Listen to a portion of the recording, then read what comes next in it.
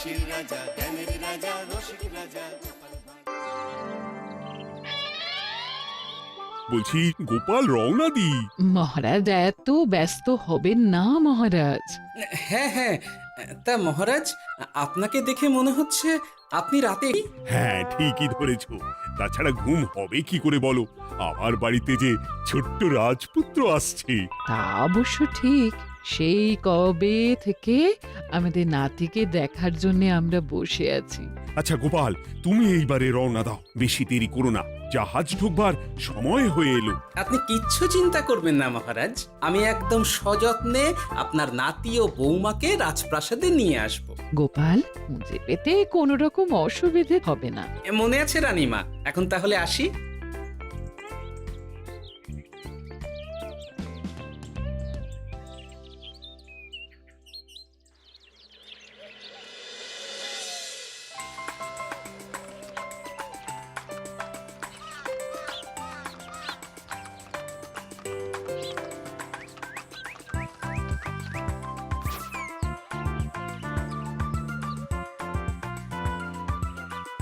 এসো এসো বৌমা এসো, আরে আমার নাতি বাবু যে। বৌমা, পথে আসতে কোনো কষ্ট হয়নি তো? এইটুকু পথ আসতে কোনো রকম কষ্ট হয়নি মা। গোপাল কাকা এত ভালো যে কি বলবো। যাক যাক, গোপাল তাহলে আরো একবার আমার মান রাখলো। যতদিন গোপালের ধরে থাকবে তার প্রাণ, সে ততদিন মহারাজের রাখবে যে মান। হ্যাঁ মহারাজ, আমি থাকতে আপনি একদম চিন্তা করবেন না মহারাজ। বেশ বেশ বেশ। আমি তাহলে এখন আসি, কেমন? আরে আরে, কোথায় যাচ্ছ গোপাল? একেবারে মধ্যাহ্ন ভোজনটাও সেরে যাও। ও, ভোজনের ব্যবস্থা আছে? তাহলে তো থাকতেই হবে। ওই ভোজনের কথা শুনেই গোপালের জিভের ওজন বেড়ে গেল। তুমি থামো তো মন্ত্রী, আসলে আজ বিকেলেই আমাদের কুল গুরুদেব আসছেন, তোমরা সবাই থেকো, আজকেই নাতি বাবুর অন্নপ্রাশনের দিনটা স্থির করে নেব। এ তো বেশ ভালো কথা। বেশ তাহলে, বেশ ভালোই হলো। রোজ বাড়িতে খেতে খেতে জিভে একেবারে চড় পড়ে গিয়েছিল। বহুদিন পরে রাজবাড়ির পোলাও কোরমা খেয়ে পেট ভরাবো।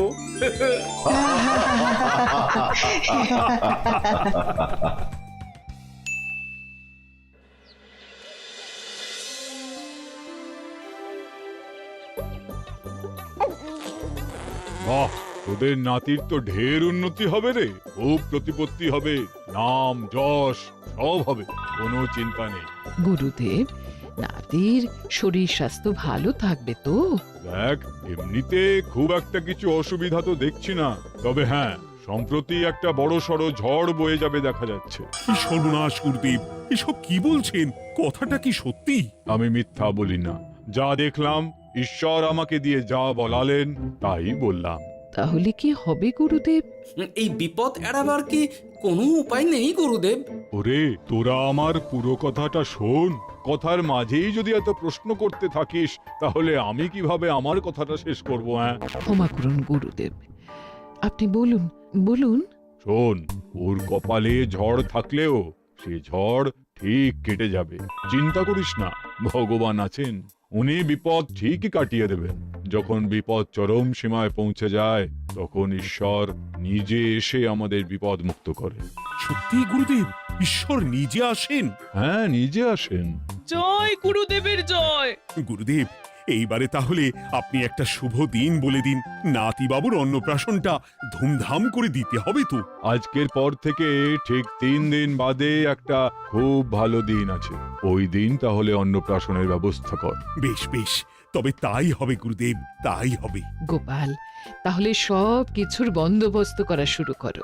সে আর বলতে রানীমা, আমি আগামীকাল থেকেই একদম জোর কদমে মাঠে নেমে পড়বো। হ্যাঁ রানীমা, আমি কোনো দায়িত্ব নেব নাকি?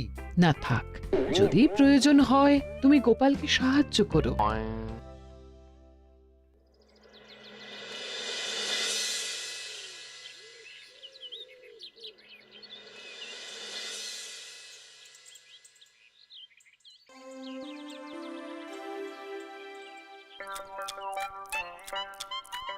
অপূর্ব হয়েছে রান্নাগুলো। সুযোগ পেয়েছে, এক একেবারে 3 দিনের খাওয়া খেয়ে নিচ্ছে।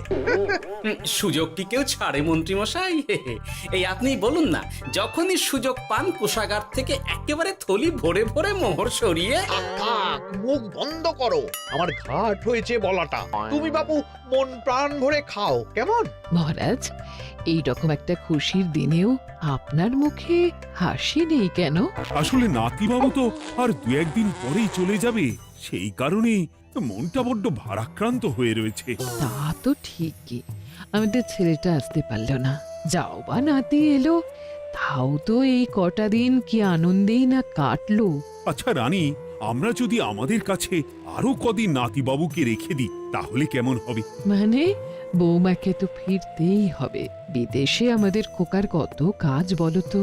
আরে বাবা, বৌমা না হয় ফিরে গেল, নাতিবাবু কদিন আমাদের কাছে থেকে গেলে কি এমন হবে? কিন্তু দেখো না বৌমা, আমাদেরও তো একটু ইচ্ছে হয় নাতিপুতিদের নিয়ে খেলবো, আদর করব, দেখো না। ঠিক আছে ঠিক আছে, আপনাদের কাছে আমার বাবু সোনাকে রাখতে আমার কোনো চিন্তাই নেই। ব্যাস, তাহলে তো মিটেই গেল। মহারাজ, নাতিবাবুকে কদিন এখানেই রেখে দিন, আমরা সবাই আছি, ঠিক কোলে পিঠে করে তাকে সামলে নেব। বাবা বাবা, গোপাল তোমার সব দিকে কান খোলা থাকে তাই না? মহারাজ, আমি হলাম ভাঁড়, তাই মাটির ভাঁড়ের মুখটা যেমন খোলা থাকে তেমন আমার কানটাও সব সময় খোলা থাকে, বুঝলেন?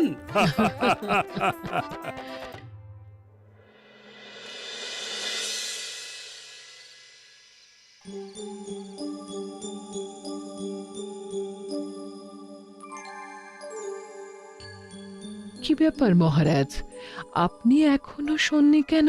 শরীর খারাপ করছে নাকি? না রানী, একটা কথা খুব ভাবাচ্ছে বুঝলে। কি কথা মহারাজ? এই যে সেদিন গুরুদেব বললেন না, যখন গভীর বিপদ আসে তখন ঈশ্বর নিজে আসেন বিপদে মোকাবিলা করার জন্য। হ্যাঁ মহারাজ, বললেন তো। আচ্ছা, ঈশ্বর কি বিপদে সত্যিই নিজে আসেন? কিন্তু তিনি নিজে তো বিশাল শক্তিধর, ক্ষমতাবান, তাহলে তিনি নিজে না এসে অন্য কাউকে পরিস্থিতির মোকাবিলা করতে পাঠান না কেন? মহারাজ, ঈশ্বর কখনো কখনো নিজেই হয়তো আসেন, অথবা কখনো কারো দ্বারা বিপদ খণ্ডন করেন। ব্যাপারটা খুবই সহজ মহারাজ। না না, কিন্তু আমার মনে হয়। মহারাজ, আপনার কি মনে হয় আমি জানি না, তবে আমার যা মনে হয় আপনাকে বলেছি। আগামীকাল একবার সভাসদদের প্রশ্নটা করতে হবে, দেখি তারা কি বলে। আগামীকাল সকালে আবার বৌমা ফিরে যাবে।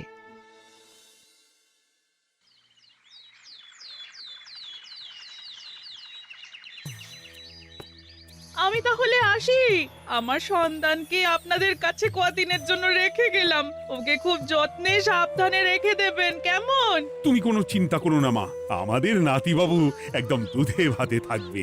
কদিন একটু দেশের মাটিটা চিনে নিক, তারপর না হয় আবার বিদেশে পাড়ি দেবে। এই বলো সোনা।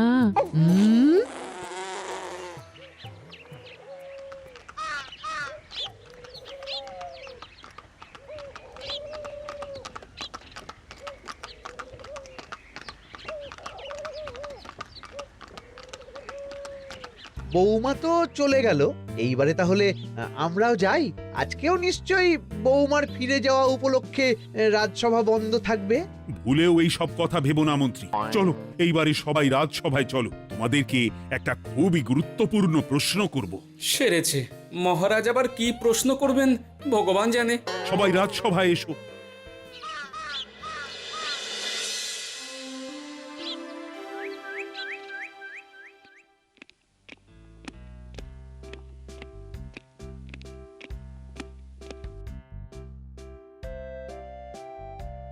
আচ্ছা, তোমরা সকলে বলো তো, ঈশ্বর কি সত্যি বিপদ খণ্ডনে এই ধরাধামে অবতীর্ণ হন? আচ্ছা, তাই যদি হয় তাহলে ঈশ্বর নিজে না এসে তার প্রতিনিধি হিসেবে অন্য কাউকে বিপদ খণ্ডন করতে পাঠান না কেন? হ্যাঁ হ্যাঁ, ঠিকই তো। কেন কেন, ঈশ্বর তো মহাশক্তিধর, উনি চাইলেই যা খুশি তাই করতে পারেন। মহারাজ, আমাদের যেমন ইচ্ছে হলে আমরা খাই দাই ঘুমাই ঘুরে বেড়াই, ঠিক সেই রকম ঈশ্বরেরও ইচ্ছা হয় নিজে নেমে এসে জগতের কল্যাণ করার। না না না, আমি কিন্তু আমার প্রশ্নের যথাযথ উত্তর পেলাম না। এই গোপাল, তুমি কিছু বলো না, একদম মুখে কুলুপ দিয়ে বসে আছো কেন? হ্যাঁ, না মহারাজ, মুখে কুলুপ দিয়ে নেই, আসলে খিদেতে পেটে ছুঁচো দৌড় দিচ্ছে। বেশি কথা বললে খাটনি হবে, আরো খিদে বাড়বে, তাই চুপ করে আছি আর কি। ইস, শুধু খাওয়া আর খাওয়া, সব সময় শুধু খাওয়ার চিন্তা। গোপাল, ছি, লজ্জা করে না? এমন একটা গুরুত্বপূর্ণ সময়ে তুমি আমার প্রশ্নের উত্তর না দিয়ে মনে মনে খাবারের কথা ভাবছো। আসলে মহারাজ, ওই না খেলে যে মাথাটা কাজ করে না, পেটে খিদে মুখে লাজ, এমন করলে তো মগজটাই পুরো ঘেঁটে ঘ হয়ে যাবে মহারাজ। বেটাকে তাড়িয়ে দিন। যাও যাও গোপাল, আমার রাজসভা থেকে এক্ষুনি বিদে হও দেখি। যাও যাও, তুমি যাও। যার সব সময় শুধু খাওয়ার চিন্তা, এমন পেটুককে সভায় রেখে আমার কোনো কাজ নেই। কিন্তু মহারাজ, চুপ, একদম চুপ। তুমি যাও গোপাল, যাও। যদি কোনোদিনও উত্তর খুঁজে পাও, তবেই আবার এই সভায় তোমার মুখ দেখিও।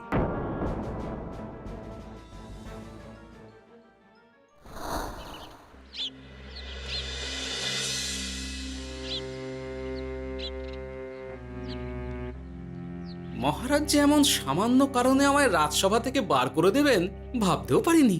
এখন কি যে করি, একে তো মাসের শেষ, সংসারে তুমুল টানাটানি। এক কাজ করি বরং, গিন্নিকে নিয়ে কদিন শ্বশুর বাড়ি চলে যায়, কদিন পায়ের উপরে পা তুলে আরাম করে আয়েশ করে দিন কাটাবো। হ্যাঁ, তাই করি।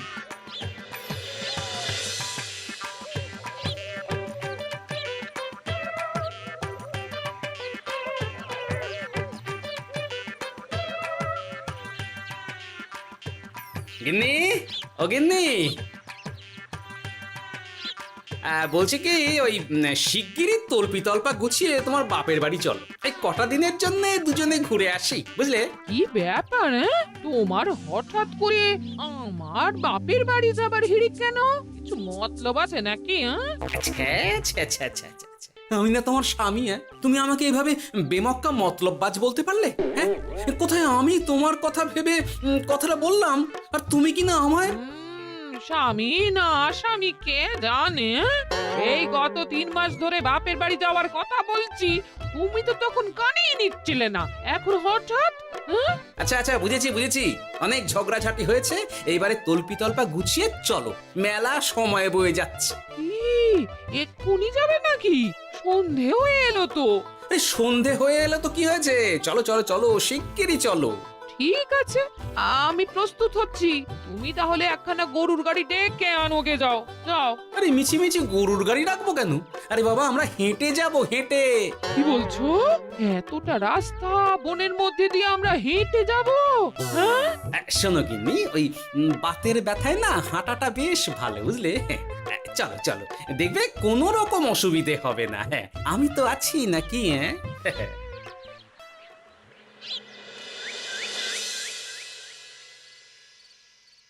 বাবা, হ্যাঁ, বনটা বেশ ঘন। বলি, এই সময়ে এই বনের মধ্যে দিয়ে কেউ হেঁটে যায়? মেলা গজগজ না করে চুপচাপ এসো দেখি। ও মা গো, বাবা গো, বাবা গো, কি লাগাটাই না লাগলো গো। আরে, তোমার থেকে আমার বেশি লেগেছে, যা একখানা ধাক্কা মারলে। কি করবো? গিন্নি আমায় ধাক্কা মেরে ফেললো বটে, কিন্তু আজ আমি মহারাজের প্রশ্নের যথাযথ উত্তর পেয়ে গেলাম। বেড়াল ছানাটিকে বাঁচাতে কোনো কিছু না ভেবেই কিভাবে বেড়ালটা ওই বাঘা কুকুরটার দিকে তেড়ে গেল। হ্যাঁ, তার মানে বিপদে পড়লে সন্তানকে বাঁচাতে না, আমাকে এক্ষুনি একবার রাজপ্রাসাদে যেতে হবে, রানীমার সঙ্গে কথা বলতে হবে। আরে আরে আরে আরে, ওদিকে কোথায় চললে গো? ওদিকে তো তোমার শ্বশুর বাড়ি নয়? আরে বাবা, আমার নয়, তোমার শ্বশুর বাড়ির দিকেই আবার যাচ্ছি, বুঝলে? মানে আমরা আর যাবো না? না না, পরে যাব, তাড়াতাড়ি এসো দেখিনি। এ কি রে বাবা, লোকটার মাথাটা কি গেছে নাকি? কখন যে কি করছে নিজেরই ঠিক নেই, যত সব।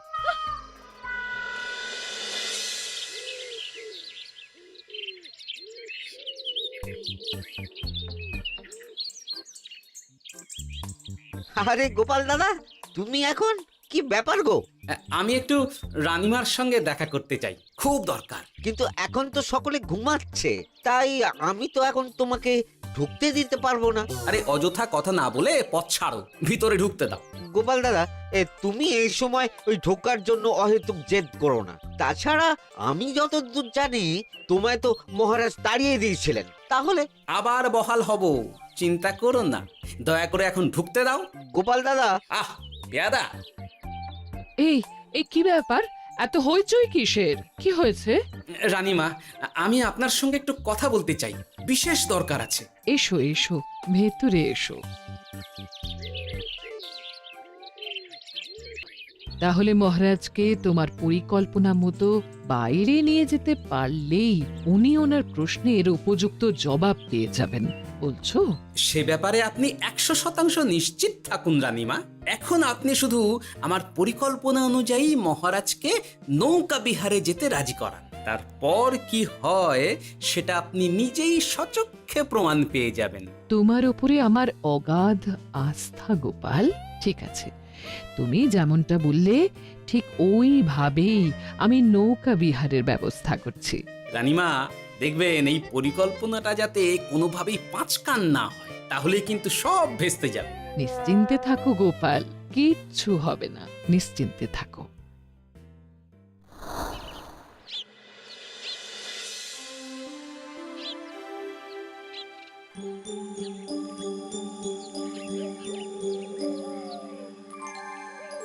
মহারাজ আবার বেজার ভোগ করে গেছেন। কি করব? আমি এখনো যে আমার প্রশ্নের উত্তর খুঁজে পাইনি। এইভাবে আপনি আর কতদিন মুখ ভার করে বসে থাকবেন শুনি? কি জানি, কিছুই আর ভালো লাগে না যে। বলছি শুনুন না মহারাজ, নাতিকে নিয়ে চলুন না, আমরা একটু নৌকা বিহারে যাই, তাহলে ওরও ভালো লাগবে আর আপনার মনটাও বেশ অন্যরকম হবে।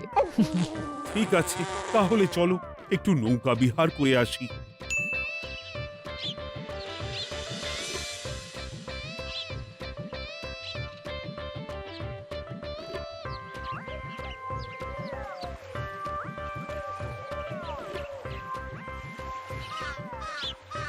এই তো মহারাজ, আসুন আসুন, সে কখন থেকে আপনার জন্য অপেক্ষা করছি। এ কি গোপাল, তুমি এখানে? কি ব্যাপার? তোমার সঙ্গে তোমার স্ত্রীও আছেন দেখছি। মহারাজ, কতদিন আপনাকে দেখিনি বলুন তো, তাই আজকে একদম সস্ত্রীক চলে এলাম। চলুন চলুন, সকলে মিলে নৌকো বিহার করে আসি। কিন্তু আমি তো তোমাকে তাড়িয়ে দিয়েছিলাম, তারপরেও তুমি। মহারাজ, অনেক তো হয়েছে, এখন এসব কথা ছেড়ে নৌকোতে টুকুস করে উঠে পড়ুন দেখি। কিন্তু মহারাজ অযথা দেরি করবেন না, চলুন উঠে পড়ুন।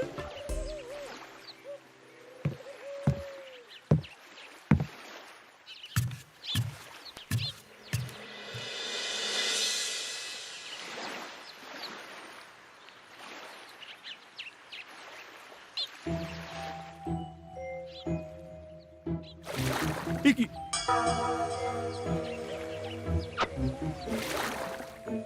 এই নাও, দেখো দেখো, ও কোনো সাড়া শব্দ করছে না কেন? সারা শব্দ করবেন না মহারাজ। মানে এসব কি বলছো? এই পুটুলির ভেতরে তো আপনার নাতি নেই, এখানে নাতির বদলে রয়েছে একখানা খেলার পুতুল। এসব কি বলছো তুমি? এইটা যদি পুতুলি হয় তাহলে আমার নাতি বাবু কোথায়? হ্যাঁ, আপনার নাতি এইখানে একদম সুরক্ষিত অবস্থাতেই আছে। যাক বাবা, আমি যে কি ভয় পেয়ে গেছিলাম তার কি বলবো। কিন্তু রানী, তুমি আমার সঙ্গে হঠাৎ কেন এমন ছলনা করলে? হ্যাঁ, আমার কথাই মহারাজ। কেন? আসলে আমি আপনাকে এই ঘটনার মধ্যে দিয়ে আপনার প্রশ্নের আসল উত্তরখানা দিতে চেয়েছিলাম, তাই। গোপাল, কি বলতে চাইছো একটু খুলে বলো তো। আপনি জানতে চেয়েছিলেন যে ঈশ্বর যেহেতু বিশাল ক্ষমতাধর, তাই সন্তানের বিপদে তিনি নিজে না এসে অন্য কাউকেও তো তার প্রতিনিধি হিসাবে বিপদটা কাটাতে পাঠাতে পারেন। হ্যাঁ, কিন্তু তার সঙ্গে এই ঘটনার কি সম্পর্ক শুনি?